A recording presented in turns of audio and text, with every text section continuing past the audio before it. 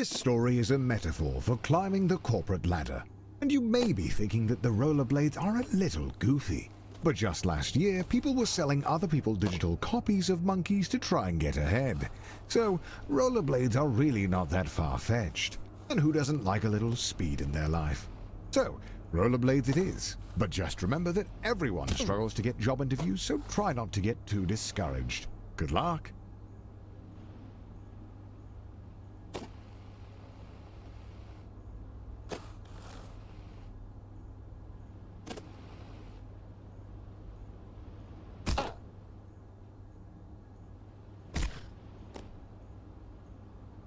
Hey, welcome to your first job interview. I know it can be a little nerve-wracking, but just relax and do your best. You're sure to get the job.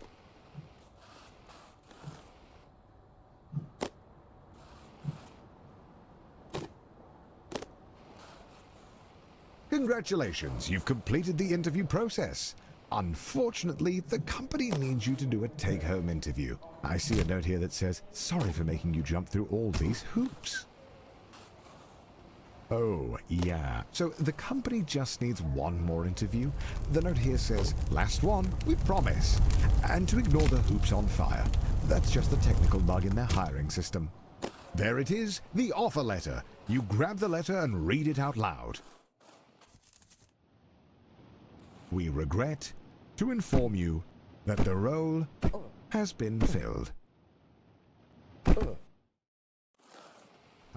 Going back to square one always stings, but you're not alone. This happens to everyone at some point in their lives. Luckily, your mom says that your Uncle Gerald has a friend who can hook you up with a job at their warehouse. I know it's your birthday, but the company saves money when the new hires do their training on Saturday nights. So it's time to get to work.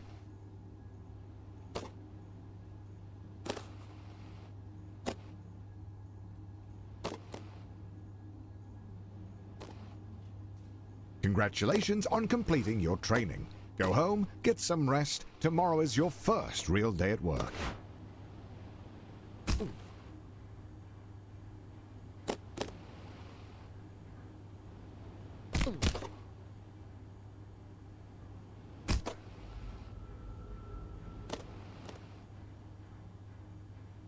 Your first day. And look how big the warehouse is. Think of all the room for productivity. There are absolutely no downsides to working in such a massive open building with no railings or safety structures. None whatsoever.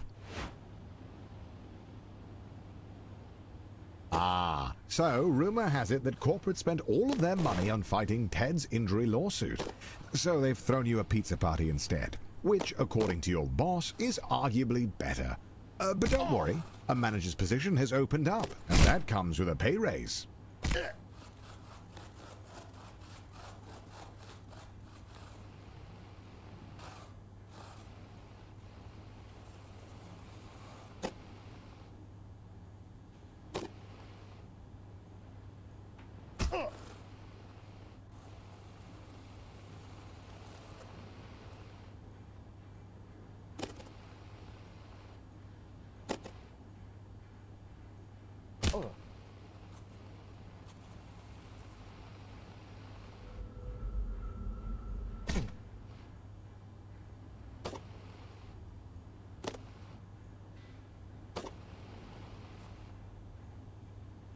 Your mom walks into your room with a letter. You got the job. Tomorrow is your first day as an unpaid intern. What an honor.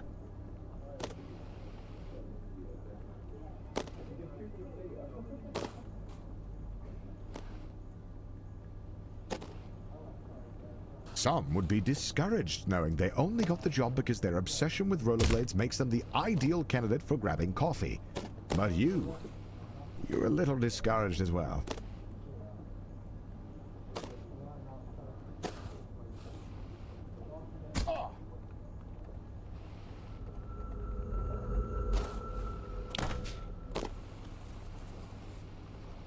Congratulations, you've finished training. Now the real work begins.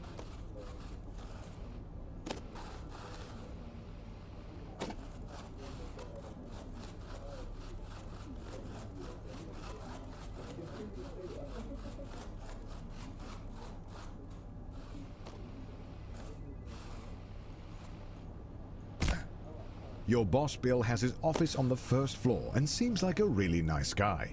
Great taste in coffee too. Hopefully you can really impress him with your grind set.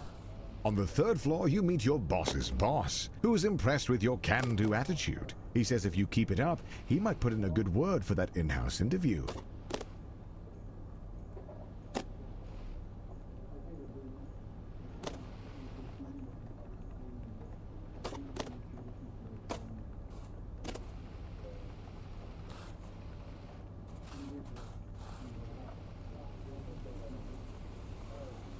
You did it! The job is yours. And as you watch the other interns get fired one by one, you can start to taste the prestige of being a junior financial analyst. You're ready to kick ass and make money, and you're all out of money. Unfortunately, being a junior financial analyst means you're just another cog in the corporate machine. No one is going to notice you if you don't make yourself stand out. Being a cog means doing a lot of the same thing over and over again. But the company wine mixer is coming up, and if you can make a good impression, it'll go a long way. Oh, the company wine mixer, a chance to meet middle management, impress them with your firmest handshake, and laugh together at the financially illiterate.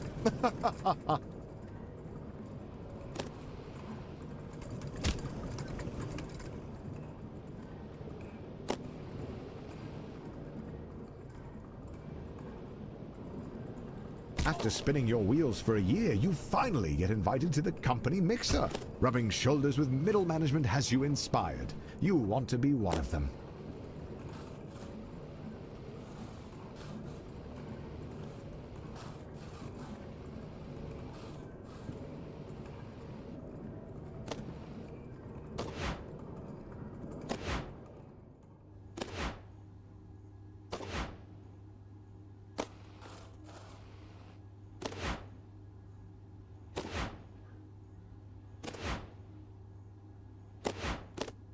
Finally, the company opens up a single middle management position. All you have to do is beat the rest of the applicants and the job is yours. The bumpers are a metaphor for the other applicants.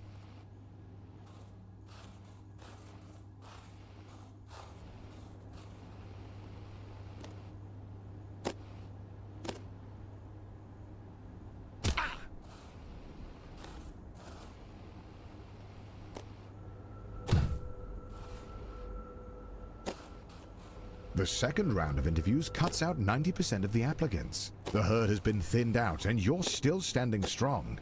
Wait, somehow Ted is in the running? When did he get a job here? It doesn't matter, just stay focused and get that job. After months of grueling interviews, corporate dinners, endless schmoozing, you find a letter on your desk. One of the two positions is yours. They created another position for Ted. His uncle is a VP. The prestige of middle management. You're assigned a team of juniors, a huge pay raise, and your own office with a view. Not that office. Don't be ridiculous. Oh, and by the way, if your team's earnings drop to the bottom 30%, you'll be fired. Welcome to middle management. No one really knows what you do here, and in fact, no one really knows how to get promoted. Progressing at this stage of your career feels like a confusing maze with no clear path forward.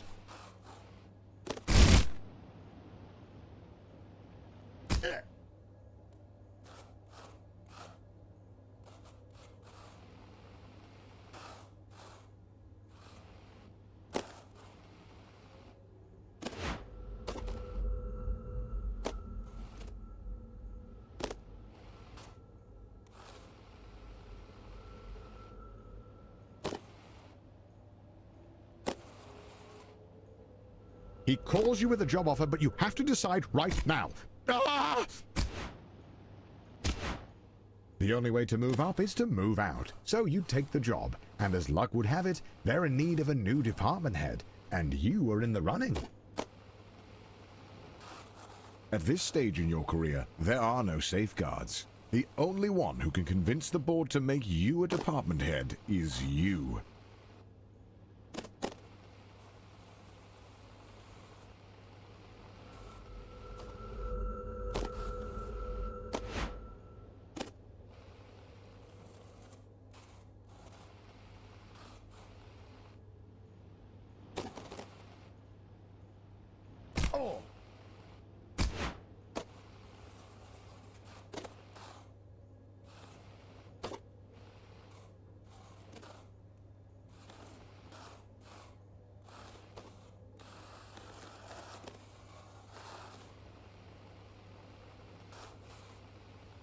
You hear about the Doinkler portfolio.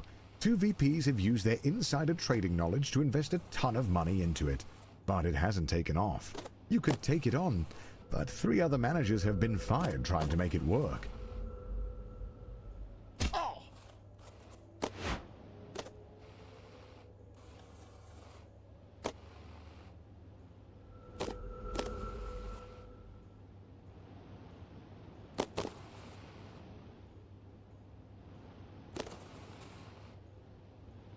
You are desperate to become a department head and decide to take on the Doinkler portfolio. If you pull it off, you'll secure 2 votes from the board. If you don't, you'll be fired.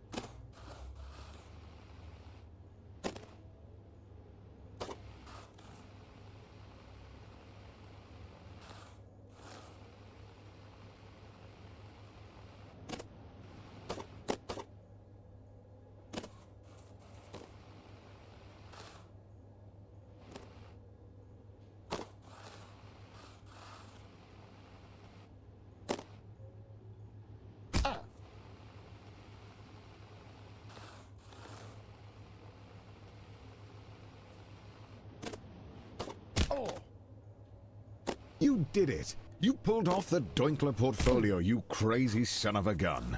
Unfortunately, the vote is tomorrow, and you're 1 vote short. Looks like it's better luck next time. You're still convinced that being a full-time YouTuber is for absolute degenerates. But he was such a class act that it was enough to sway the vote. You are the new department head.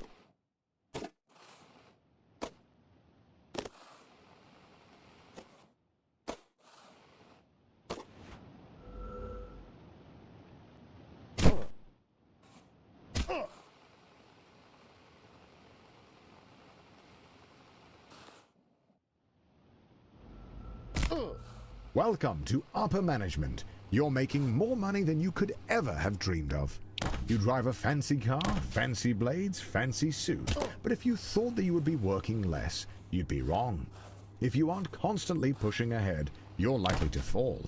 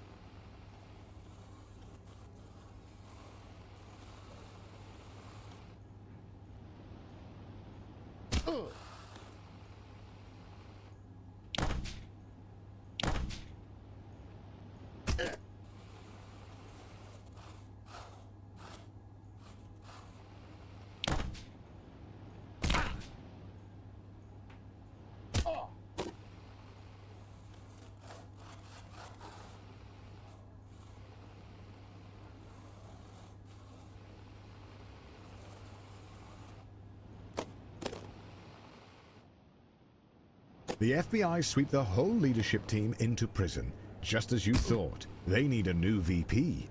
And as the first candidate to apply without a criminal record, you're instantly chosen. They don't even look at your resume.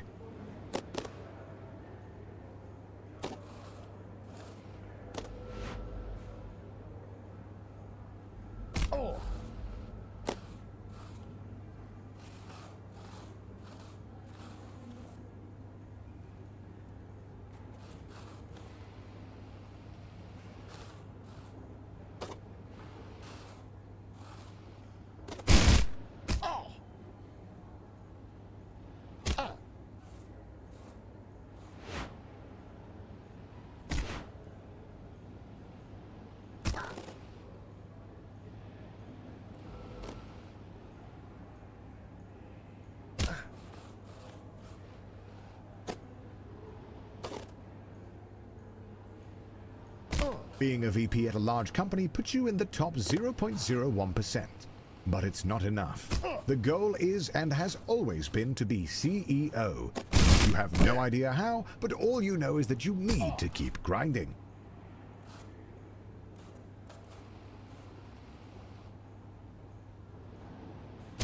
You show up to the country club wearing a $3,000 suit, like an idiot. The other VPs laugh at you for dressing like such a peasant.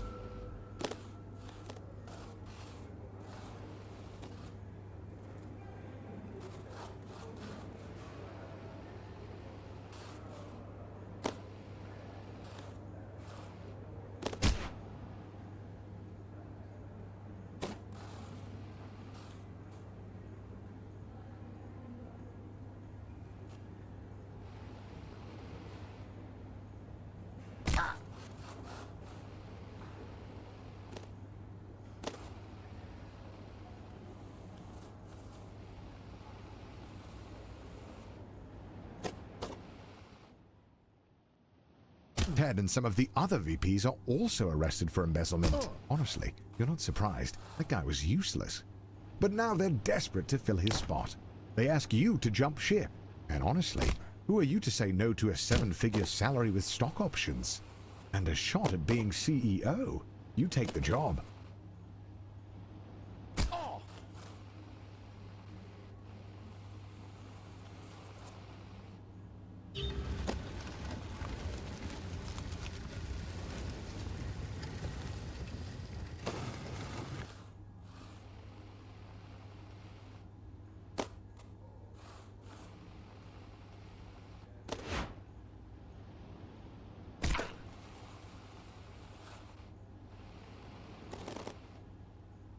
You spend half of your salary on flying a board member to Wimbledon.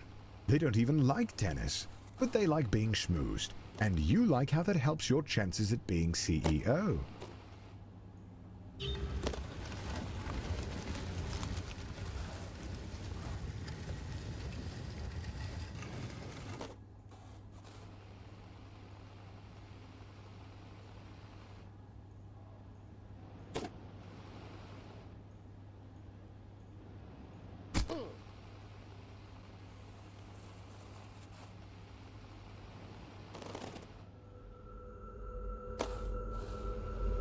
The economy is in a downturn, and the company is losing money hand over fist, except for your department. Buying and shutting down companies to create customers for your job hunting app is really working.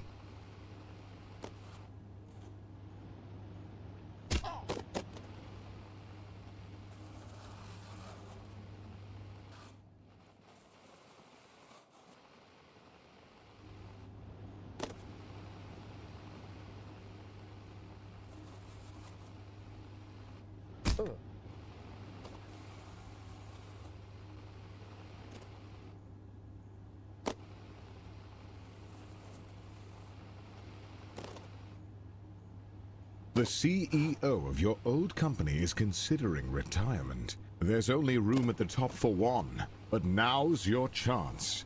You got this.